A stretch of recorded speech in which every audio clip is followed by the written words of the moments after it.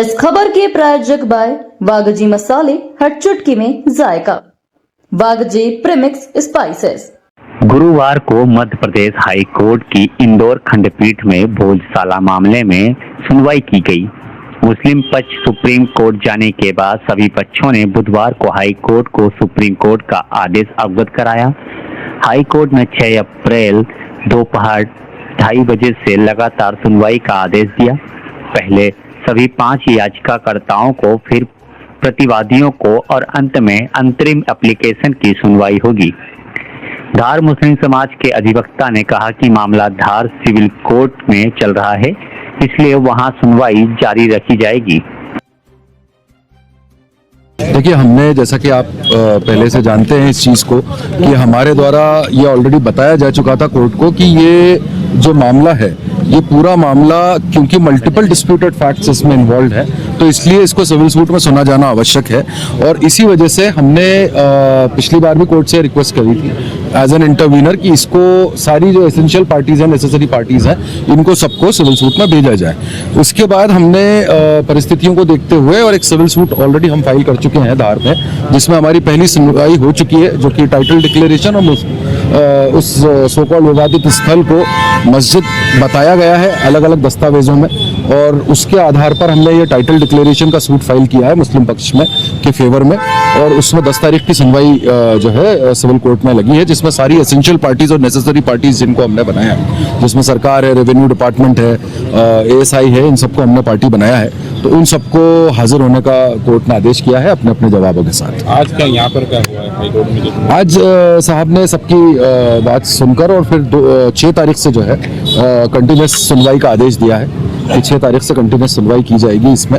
और हमने हालांकि ये साहब से फिर रिक्वेस्ट करी थी कि क्योंकि सिविल सूट ऑलरेडी लग चुका है, तो इसलिए सिविल सूट की जो है पहले अनिवार्यता उसको चलने दिया जाए और उसको कंटिन्यू किया जाए। विष्णु शंकर जैन जी उपस्थित रहते हैं हिंदू फॉर जस्टिस के सामने, तो कुछ रखा उन्होंने? वो तो सुप्रीम कोर्ट का उनका एक ऑर्डर जो था, जो उसी को पेश किया उन्होंने कि हियरिंग कंटिन्यू रहेगी।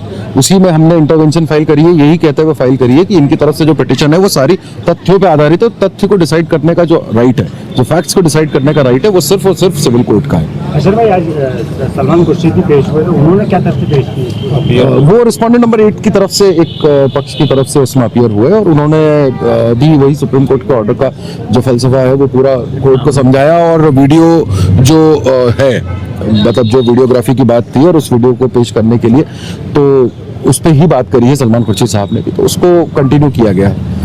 मैं एडवोकेट अशर वारसी, मैं धार में मुस्लिम पक्ष के जबरान अंसारी और अयाज मोहम्मद की तरफ से इंटरवीनर भी हूँ, और साथ साथ दावा भी हमने इन्हीं की तरफ से वहाँ पे पेश किया है। देखिए, आज माननीय उच्च न्यायालय खंडपीठ इंदौर के डिवीजन बेंच के समक्ष भोजशाला के मामले की सुनवाई हुई है, जिसमें सभी पक्षों ने कल जो माननीय सुप्रीम कोर्ट ने जो एक आदेश पारित करा है इस याचिका में, मुस्लिम पक्ष जो है सुप्रीम कोर्ट गया था वीडियो फोटो के लिए, उस याचिका में जो आदेश हुआ है वो माननीय न्यायालय को अवगत कराया है।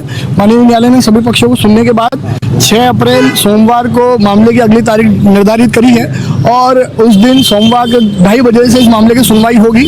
फाइनल आर्गुमेंट के लिए पहले पिटिशनर्स को, सब 5 पिटिशन क्लब होकर चल रही है, तो सभी पिटिशन में पहले पिटिशनर्स को, उसके बाद रेस्पोंडेंट्स को, और उसके बाद जो इंटरवीन एप्लीकेशन जो इसमें लगी हुई है उन सबको क्रमवार माननीय न्यायालय सुनेगा, और इसकी अगली तारीख जो है वो 6 अप्रैल है। भैया, कौन-कौन इसमें पूरी याचिका?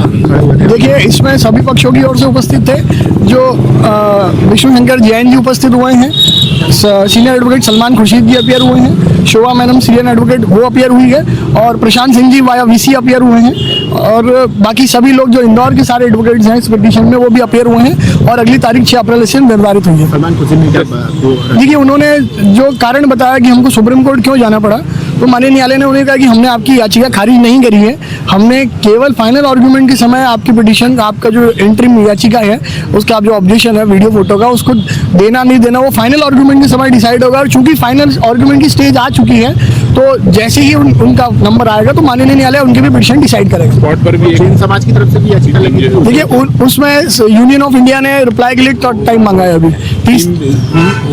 हाईकोर्ट का कल भी भोजशाला गया था, निरीक्षण किया था, क्या उसकी रिपोर्ट भी आज पेश हुई है? नहीं, उसकी कोई रिपोर्ट नहीं है। तो कोर्ट ने प्रत्यक्ष रूप से साइट विजिट करने का कहा था और कोर्ट ने विजिट करके आए हैं और उसकी कोई रिपोर्ट ऐसी नहीं है। जो माननीय न्यायाधीश गए थे, क्या उन्होंने एएसआई की रिपोर्ट को वहाँ मौके पर देखा था? देखिए, उसकी जानकारी मैं इसलिए नहीं दे पाऊंगा क्योंकि न्यायाधीश गण ही अंदर गए थे, किसी भी पक्ष को जाने की अनुमति नहीं थी। केवल प्रशासन के उच्च स्तरीय लोग और पुलिस विभाग के उच्च स्तरीय लोग न्यायाधीश गणों के साथ गए थे। आपको बोल श्रीश दुबे, अधिवक्ता, रेस्पोंडेंट नंबर 9, हिंदू पक्ष।